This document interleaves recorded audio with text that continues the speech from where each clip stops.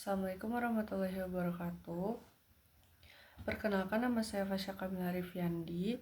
Pada kesempatan kali ini saya akan mempresentasikan materi yang terdapat pada sesi 11 yang judulnya yaitu Corporate Social Responsibility atau biasa yang kita sebut CSR dan kesejahteraan sosial. Nah, ketika kita mendengar kata CSR atau mungkin Corporate Social Responsibility ini, mungkin yang langsung terlintas di pikiran kita adalah kegiatan perusahaan yang membantu atau memberikan bantuan kepada masyarakat berupa beasiswa, lalu pemberian sembako, menanam pohon, atau pembangunan fasilitas umum. Namun, sebenarnya Corporate Social Responsibility ini memiliki tujuan yang jauh lebih besar daripada sekedar memberikan bantuan. Nah, CSR ini merupakan bentuk tanggung jawab perusahaan bentuk tanggung jawab perusahaan terhadap masyarakat dan lingkungan di sekitar tempat perusahaan beroperasi.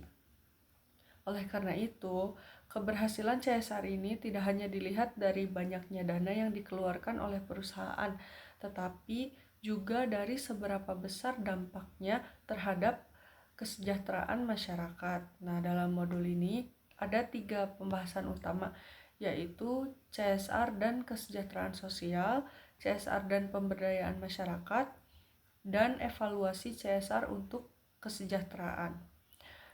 Melalui materi ini, kita akan memahami bagaimana CSR dapat meningkatkan kesejahteraan masyarakat, bagaimana perusahaan memberdayakan masyarakat agar masyarakat itu menjadi mandiri, serta bagaimana mengukur keberhasilan program CSR itu sendiri.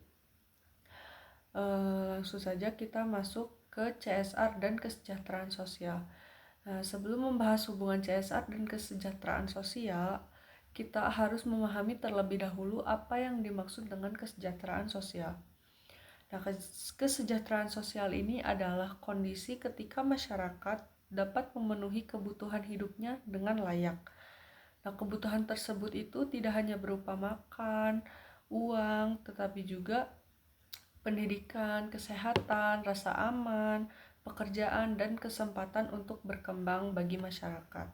Nah, jadi seseorang dapat dikatakan sejahtera itu bukan hanya karena memiliki penghasilan yang besar, tetapi juga karena ia memiliki akses terhadap pendidikan yang baik, layanan kesehatan yang memadai, serta lingkungan yang aman dan nyaman untuk ditinggali. Misalnya ada 2 orang yang memiliki pendapatan yang sama. Nah, orang pertama ini tinggal di daerah yang memiliki fasilitas sekolah yang bagus, kesehatannya lengkap, dan lingkungannya yang aman. Sedangkan orang kedua ini tinggal di daerah yang sulit mendapatkan layanan kesehatan, jalanannya rusak, dan sering terjadi konflik sosial. Nah, meskipun pendapatan mereka sama, tingkat kesejahteraan mereka akan jelas berbeda. Karena itu, kesejahteraan sosial tidak hanya diukur dari uang aja, tetapi juga dari kualitas hidup secara keseluruhan. Hubungan CSR dengan kesejahteraan sosial. Nah, CSR dan kesejahteraan sosial ini memiliki hubungan yang sangat erat. Kenapa? Karena aktivitas perusahaan ini terkadang dapat memberikan dampak positif maupun negatif bagi masyarakat sekitar. Contohnya, sebuah perusahaan tambang dapat membuka lapangan pekerjaan bagi masyarakat sehingga pendapatan warga itu meningkat. Namun di sisi lain, aktivitas tambang juga bisa menimbulkan pencemaran lingkungan, kerusakan jalan, atau berkurangnya lahan pertanian di daerah itu. Karena itulah, perusahaan itu harus memiliki tanggung jawab untuk membantu masyarakatnya memperbaiki dan meningkatkan kesejahteraan masyarakat melalui program CSR ini.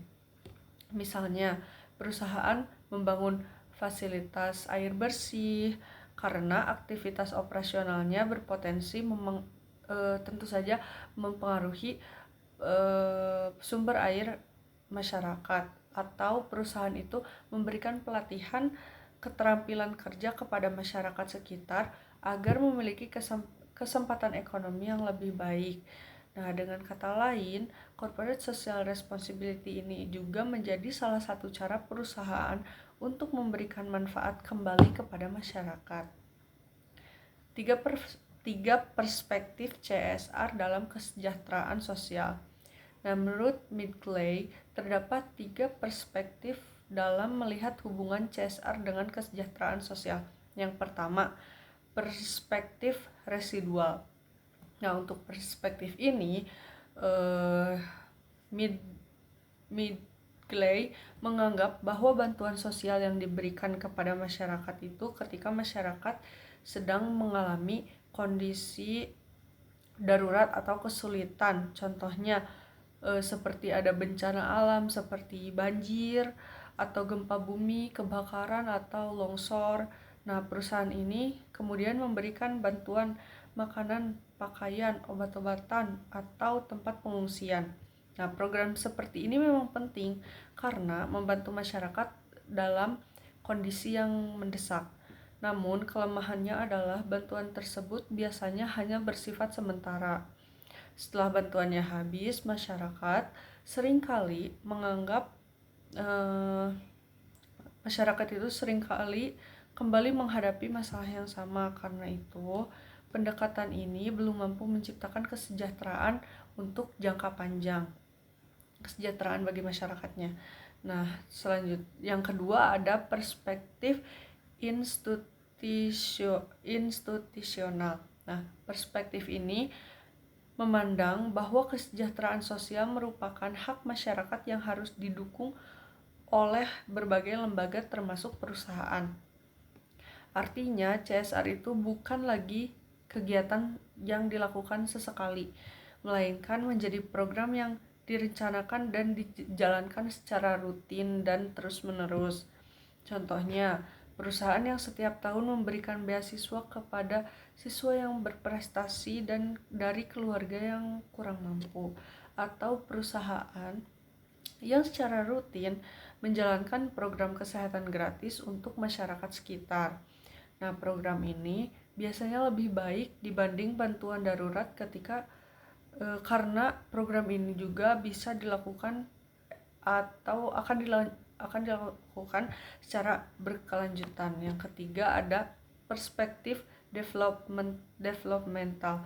Nah, perspektif ini dianggap paling sesuai dengan konsep corporate social responsibility di era modern, karena fokus utamanya itu bukan hanya memberikan bantuan, tetapi membangun kemampuan masyarakat agar bisa berkembang sendiri. Contohnya, daripada memberikan uang tunai kepada masyarakat setiap bulan, daripada memberikan uang kepada masyarakat setiap bulan, perusahaan itu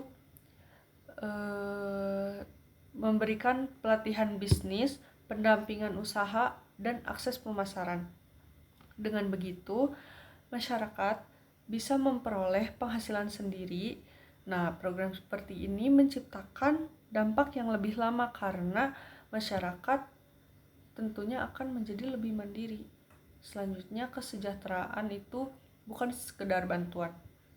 Nah, seringkali keberhasilan CSR itu hanya diukur dari jumlah bantuan yang diberikan. Misalnya, berapa banyak sembako yang dibagikan, berapa banyak beasiswa yang diberikan, berapa banyak rumah yang diperbaiki. Nah, padahal ukuran tersebut itu belum tentu menunjukkan kesejahteraan yang sebenarnya. Kenapa? Karena bantuan tersebut bisa saja hanya memberikan manfaat dalam jangka pendek. Nah, misalnya nih, seseorang itu menerima sembako. Sembako itu kan mungkin cukup cuman memenuhi kebutuhan selama 1 minggu. Tapi setelah itu dia itu kembali mengalami kesulitan ekonomi. Artinya, kesejahteraan belum benar-benar meningkat. Nah, sebaliknya, jika seseorang diberikan pelatihan keterampilan dan berhasil mendapatkan pekerjaan yang tetap, maka dampaknya akan lebih besar dan lebih berkelanjutan. Pentingnya membangun aset masyarakat. Menurut Sheraden, kesejahteraan jangka panjang sangat dipengaruhi oleh aset yang dimiliki masyarakat. Nah, aset ini juga tidak hanya berupa uang. Ada beberapa jenis aset, yaitu aset finansial seperti tabungan, aset fisik seperti rumah atau tanah, aset manusia seperti pendidikan dan keterampilan, dan aset sosial itu seperti pertemanan atau organisasi di masyarakat itu. Contohnya, jika perusahaan memberikan beasiswa kepada seorang siswa hingga lulus kuliah, maka perusahaan itu sedang membantu membangun aset manusianya. Nah, jika perusahaan itu membantu UMKM memperoleh modal usaha, maka perusahaan itu sedang membantu membangun aset finansial. Nah, program-program seperti ini biasanya memiliki dampak yang jauh lebih besar dibandingkan bantuan yang hanya habis digunakan dalam waktu yang singkat. Selanjutnya ada CSR dan pemberdayaan masyarakat. Nah, setelah tadi kita membahas hubungan CSR dengan kesejahteraan sosial, sekarang kita masuk ke pembahasan kedua, yaitu CSR dan pemberdayaan masyarakat. Jika pada pembahasan sebelumnya fokusnya adalah bagaimana CSR meningkatkan kesejahteraan masyarakat, maka pada bagian ini kita akan membahas bagaimana perusahaan membantu masyarakat agar menjadi lebih mandiri dan tidak bergantung pada bantuan dari perusahaan. Nah, sebelum lanjut itu kita harus tahu apa itu pemberdayaan masyarakat. Nah, pemberdayaan masyarakat ini adalah proses meningkatkan kemampuan masyarakat atau skill masyarakat untuk meningkatkan kemampuan masyarakatnya agar mereka itu memiliki kontrol yang lebih besar terhadap kehidupan mereka sendiri. Sederhananya, pemberdayaan ini berarti membantu masyarakat agar bisa berkembang dengan kemampuan mereka sendiri. Nah, perbedaan utama antara bantuan biasa dan pemberdayaan adalah pada tujuan akhirnya. Jika bantuan hanya menyelesaikan masalah sementara, pemberdayaan itu bertujuan menyelesaikan masalah dalam jangka yang panjang. Contohnya, jika ada warga kesulitan ekonomi lalu perusahaan memberikan sembako, itu adalah bantuan. Tapi jika perusahaan memberikan pelatihan usaha, modal, dan pendampingan sampai warga tersebut memiliki usaha sendiri, nah itu disebut pemberdayaan. Karena setelah program selesai, masyarakat itu masih bisa melanjutkan usahanya secara mandiri tanpa bantuan dari perusahaan. Nah, mengapa pemberdayaan lebih penting daripada bantuan? Karena banyak program CSR ini pada zaman dulu hanya berfokus pada pemberian bantuan. Nah, masyarakat ini dianggap sebagai penerima yang pasif, sementara perusahaan menentukan sendiri program yang akan mereka berikan. Masalahnya, program seperti ini tuh sering tidak sesuai dengan kebutuhan masyarakat. Misalnya, perusahaan itu memberikan pelatihan menjahit, tetapi mayoritas masyarakat itu bekerja sebagai petani. Akibatnya pelatihan itu tidak banyak dimanfaatkan. Nah, karena itu, konsep pemberdayaan muncul untuk memperbaiki kelemahan tersebut. Masyarakat juga harus dilibatkan sejak awal sehingga program ini benar-benar sesuai dengan kebutuhan mereka. Lalu ada prinsip pertama, yaitu setiap masyarakat itu pasti memiliki potensi. Menurut Jim Ivey, setiap masyarakat sebenarnya memiliki aset dan kekuatan yang bisa dikembangkan. Artinya, perusahaan itu tidak boleh melihat masyarakat hanya dari kekurangannya. Seringkali perusahaan hanya melihat bahwa suatu desa yang miskin itu kurang pendidikan atau kurang fasilitas, padahal masyarakat yang itu juga pasti memiliki banyak potensi. Misalnya, memiliki lahan pertanian yang luas, memiliki keterampilan membuat kerajinan, memiliki budaya lokal yang menarik, dan memiliki semangat gotong royong yang kuat. Nah, karena itu, perusahaan harus mencari potensi tersebut terlebih dahulu. Contohnya, jika suatu desa terkenal dengan kopi, maka perusahaan bisa membantu pengembangan usaha kopi, bukan malah membuat program yang tidak ada hubungannya dengan potensi desa tersebut. Dengan begitu, program yang diselenggarakan oleh CSR akan jauh lebih berhasil. Lalu selanjutnya ada partisipasi masyarakat. Nah, partisipasi ini berarti masyarakat ikut terlibat dalam seluruh proses program dari CSR, mulai dari perencanaan, pelaksanaan, pengawasan, hingga evaluasi. Mengapa ini penting? Karena masyarakat itu yang paling memahami kebutuhan mereka sendiri. Contohnya, perusahaan ingin membantu sebuah desa. Nah, daripada langsung membangun gedung, perusahaan sebaiknya mengadakan diskusi terlebih dahulu dengan warga. Nah, ternyata warga itu lebih membutuhkan saluran air bersih daripada gedung. Karena masyarakat dilibatkan, program yang dibuat ini menjadi lebih tepat sasaran. Selain itu, masyarakat juga merasa memiliki program tersebut sehingga mereka lebih semangat untuk menjaga dan mengembangkannya. Lalu ada prinsip ketiga, yaitu pemberdayaannya harus menyeluruh. Nah, pemberdayaan ini juga tidak hanya soal ekonomi. Ada beberapa aspek yang harus diperhatikan. Pemberdayaan ekonominya yang bertujuan untuk meningkatkan pendapatan masyarakat itu. Contohnya, pelatihan UMKM, bantuan modal usaha, pelatihan pemasaran digital, dan pendampingan bisnis. Nah, untuk pemberdayaan sosialnya bertujuan untuk memperkuat hubungan dan kerjasama antar masyarakat. Contohnya itu pembentukan kelompok tani, pembentukan koperasi, dan forum warga. Untuk pemberdayaan politiknya itu bertujuan untuk meningkatkan partisipasi masyarakat dalam pengambilan keputusan. Contohnya, masyarakat itu diajak aktif dalam musyawarah desa dan penyusunan program pembangunan. Dan lalu ada pemberdayaan budaya yang bertujuan menjaga identitas budaya lokal. Contohnya, perusahaan membantu pelatihan seni tradisional atau promosi wisata budaya. Yang terakhir ada pemberdayaan psikologis. Nah, pemberdayaan ini bertujuan untuk meningkatkan rasa percaya diri di masyarakat. Contohnya, pelatihan kepemimpinan bagi pemuda desa agar mereka berani menjadi penggerak perubahan. Contoh program pemberdayaan melalui CSR ini, yaitu salah satu program yang paling sering dilakukan adalah pengembangan UMKM. Nah, namun program ini tidak cukup hanya memberikan modal. Misalnya nih, perusahaan itu memberikan modal 5 juta kepada pedagang.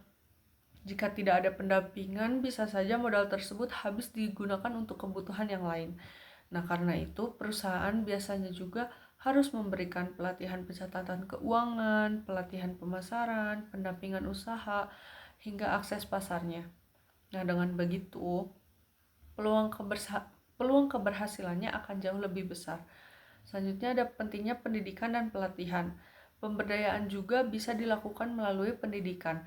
Contohnya beasiswa pendidikan, pelatihan komputer, pelatihan tata boga, pelatihan otomotif, dan program magang. Nah, namun pelatihan ini juga harus sesuai kebutuhan pasar. Misalnya, perusahaan memberikan pelatihan desain grafis. Kalau di daerah tersebut tidak ada akses internet dan peluang kerja digital sangat kecil, maka manfaatnya juga akan terbatas. Karena itu, program itu juga harus disesuaikan dengan kondisi masyarakat sekitar. Nah, tantangan dalam pemberdayaan. Tantangan terbesar adalah mengubah pola pikir masyarakat yang terbiasa menerima bantuan. Misalnya nih, ada masyarakat yang setiap tahun itu menerima bantuan dari CSR perusahaan.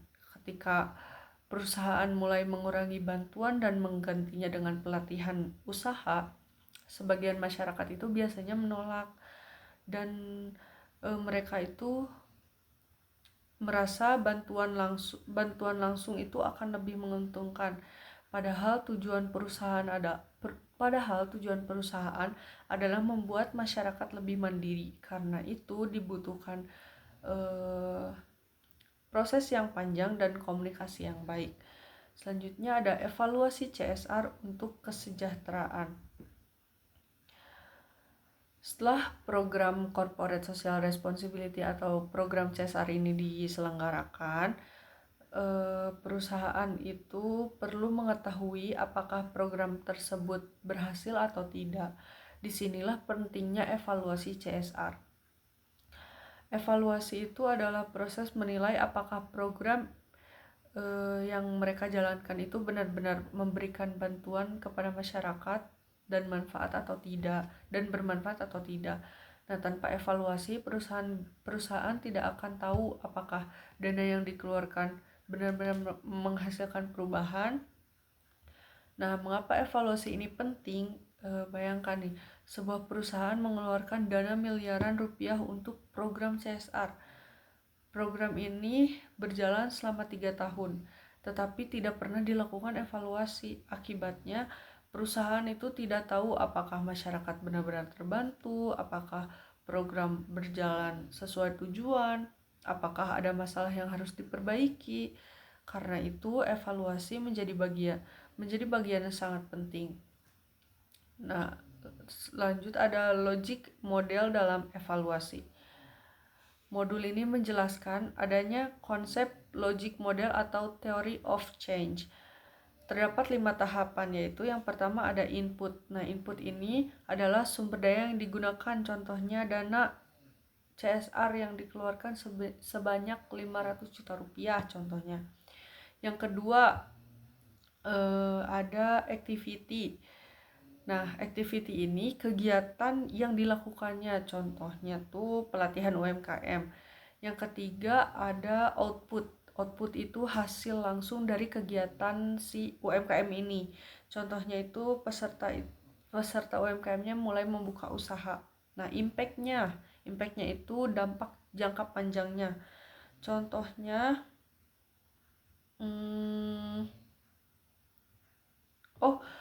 outcome itu perubahan jangka pendeknya, contohnya peserta mulai membuka usaha. Dan yang terakhir ada impact jangka panjang, contohnya itu tingkat pengangguran di desa tersebut itu menurun. Dan perusahaan itu tidak boleh hanya berhenti pada output yang keempat, karena yang paling penting adalah outcome dan impact. Lalu dimensi yang harus dievaluasi adalah yang pertama, dimensi ekonomi. Nah, indikatornya tuh pendapatan masyarakat, jumlah usaha barunya ada berapa, kepemilikan asetnya. Yang kedua ada dimensi sosial. Contohnya itu tingkat pendidikan, status kesehatan, akses air bersihnya. Yang selanjutnya ada dimensi psikologis. Nah, rasa percaya diri masyarakatnya gimana, motivasi hidupnya kayak gimana, harapan untuk masa depannya gimana. Yang selanjutnya ada dimensi relasional, kerjasamanya gimana antar warga, gotong royongnya, kepercayaan antar masyarakatnya. Selanjutnya ada dimensi lingkungan, yaitu kualitas airnya, kebersihan lingkungannya, dan pengurangan polusi udaranya. Nah, kesalahan yang sering terjadi adalah banyak perusahaan hanya menghitung jumlah penerima bantuan. Misalnya, program berhasil karena ada 2.000 penerima manfaat. Padahal belum tentu kesejahteraan mereka itu meningkat. Yang harus diukur adalah perubahan yang terjadi setelah menerima program. Lalu ada metode evaluasi. Surveinya itu contohnya menyebarkan kuesioner kepada masyarakat. Lalu ada wawancara mendalam, bertanya langsung mengenai pengalaman masyarakatnya. Lalu ada FGD atau Focus Group Discussion. Nah, ini tuh fokus diskusi kelompok untuk mendapatkan berbagai pendapat dari masyarakat. Lalu ada observasi, melihat langsung kondisi masyarakat di lapangan. Nah, biasanya metode-metode ini digunakan bersama agar hasil evaluasi itu lebih akurat. Nah, dari materi yang telah dibahas, dapat disimpulkan bahwa CSR itu memiliki tujuan utama.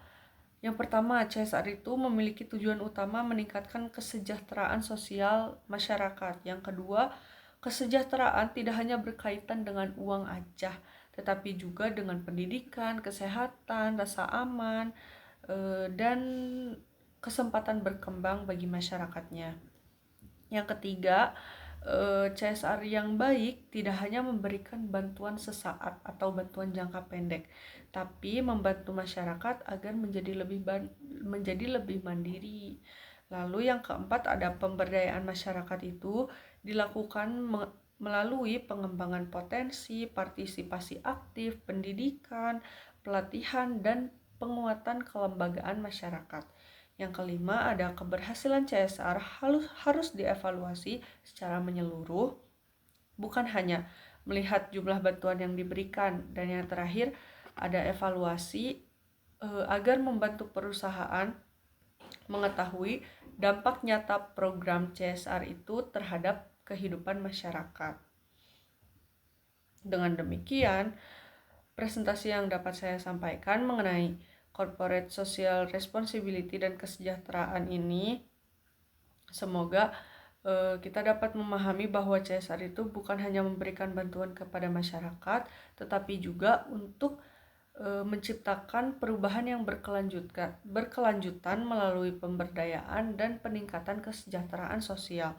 Semoga materi yang saya sampaikan dapat merubah pemahaman kita mengenai pentingnya peran CSR dalam mendukung pembangunan masyarakat yang lebih mandiri, sejahtera, dan berkelanjutan. Terima kasih atas perhatiannya. Mohon maaf apabila terdapat kekurangan dan penyampaian materi. Wassalamualaikum warahmatullahi wabarakatuh.